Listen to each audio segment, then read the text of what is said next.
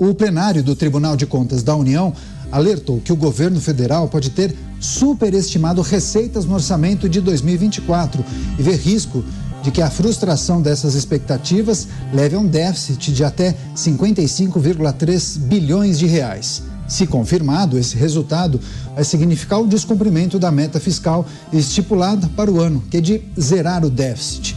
O TCU também apontou fragilidades conjunturais do orçamento e estruturais do novo arcabouço fiscal, regra para as contas públicas aprovada em agosto pelo Congresso Nacional.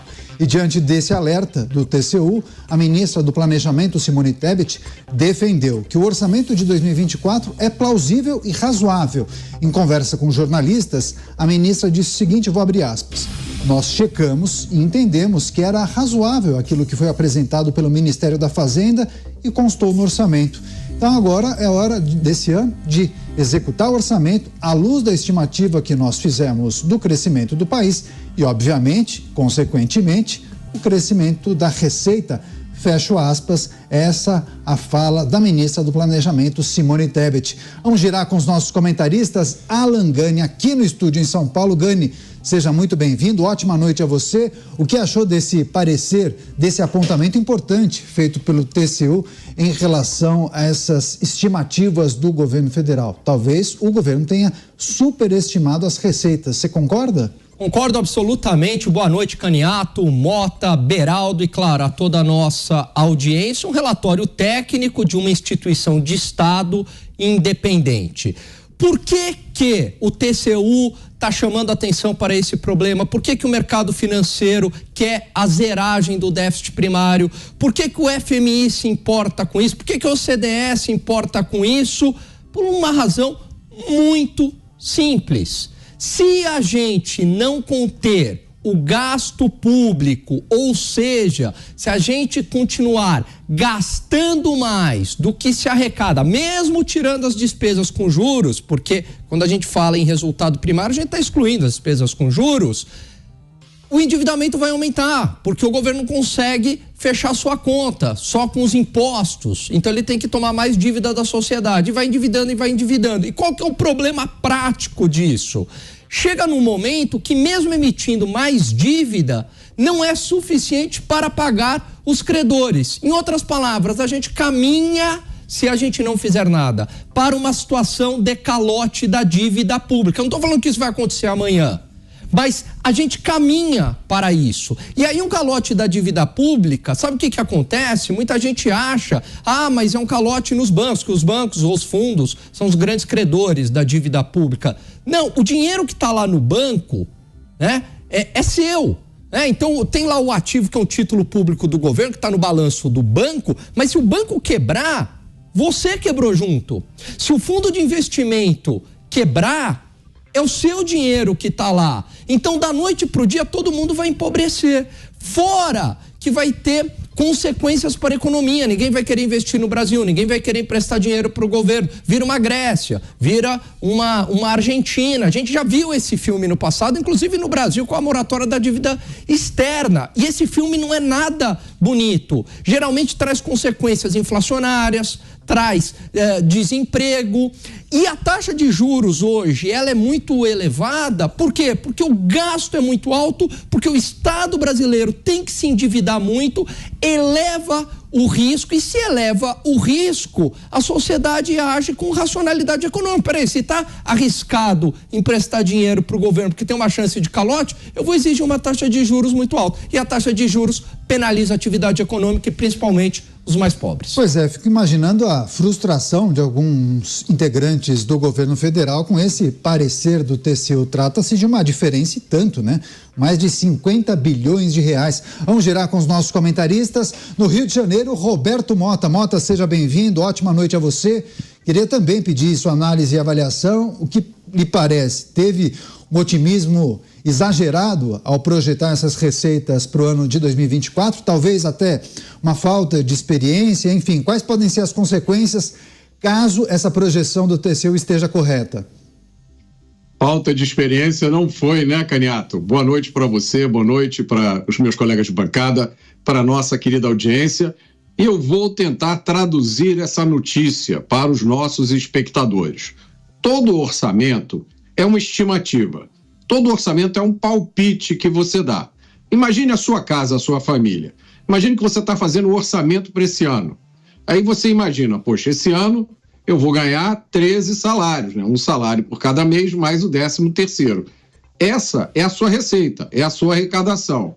E agora você estima quanto você vai gastar. Olha, eu vou gastar tanto com a escola das crianças, essa outra quantia aqui com o supermercado, a gente sempre gasta um pouquinho com remédio, e aí você monta o seu orçamento.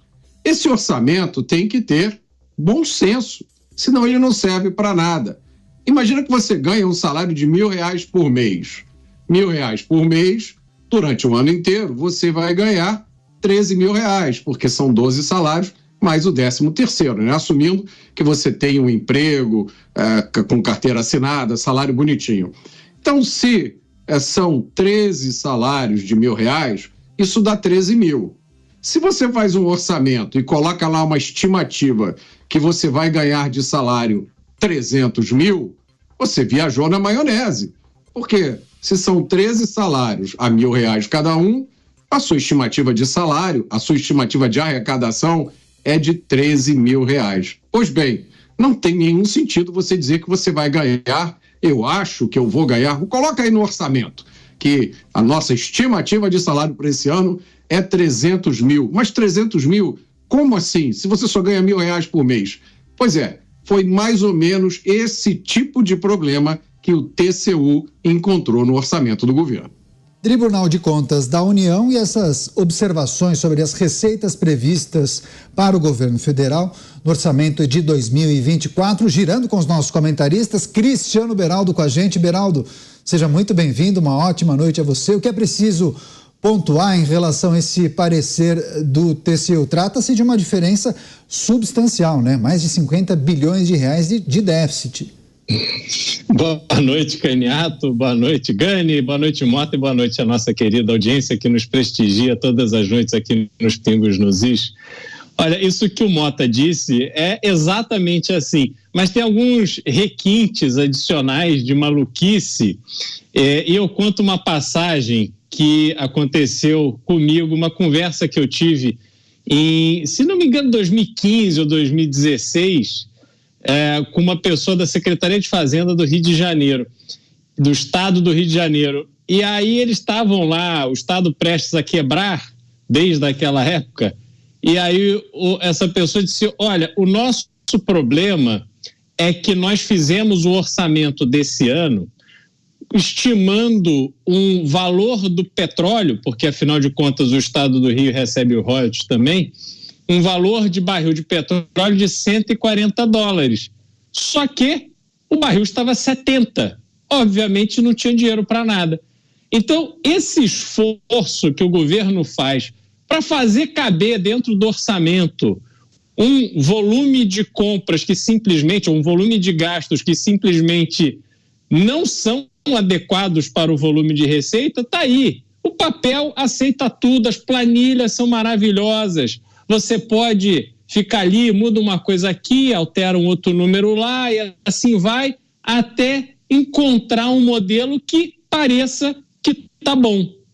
E aí a gente se lembra que todo esse exercício é simplesmente para fazer caber dentro do orçamento brasileiro um Estado gigantesco e ineficiente. Esse é o grande ponto. Não é que a gente está discutindo aqui, olha, entrou no orçamento aí uma obra que vai revolucionar a infraestrutura brasileira, que nós vamos construir rodovias, ferrovias, portos. Não é nada disso. É simplesmente para acomodar o peso gigantesco de um mega Estado. Esse Estado que não avança, que não evolui, que não entrega à sociedade, que banca a festa, não entrega nada de razoável, de minimamente adequado. Então, realmente, a gente ter essa constatação por parte do TCU nada mais é do que o desenho perfeito dessa encenação, dessa ginástica que se faz e que, no fundo, só quer esconder a ineficiência. Pois é, esses exemplos são muito bons para aproximar o cidadão, para compreender exatamente do que se trata esse parecer do Tribunal de Contas da União. Alan Gani, teve um otimismo exagerado? Você atribui exatamente ao quê quando o governo acaba superestimando receitas? É como se todos aqueles que têm que pagar impostos pagassem 100% e não houvesse inadimplência, ou vai além disso? E também queria que você trouxesse quem ficou mal na foto, quem errou nessa apreciação, nessa projeção. Foi a ministra Simone Tebet? Olha só, essa superestimação, ela pode ocorrer porque você está acreditando que todo mundo vai pagar os impostos, então não há sonegação, de que você também vai passar todas as medidas arrecadatórias com sucesso no Congresso Nacional, mas principalmente relacionado ao crescimento econômico. Então, se o país cresce, de fato, na mesma alíquota de tributo, se arrecada mais porque você está gerando mais renda na sociedade. Só que o crescimento econômico não é uma vontade política. O crescimento econômico é algo extremamente complexo que depende de uma série de variáveis, de circunstâncias internas e também de circunstâncias externas. Então, o grande problema é que o arcabouço fiscal, ele foi construído, toda a lógica dele é baseada na arrecadação.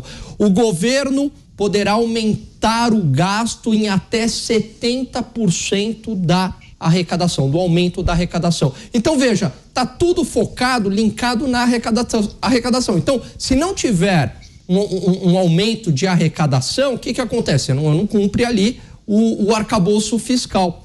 Tem um outro ponto também, Caniato.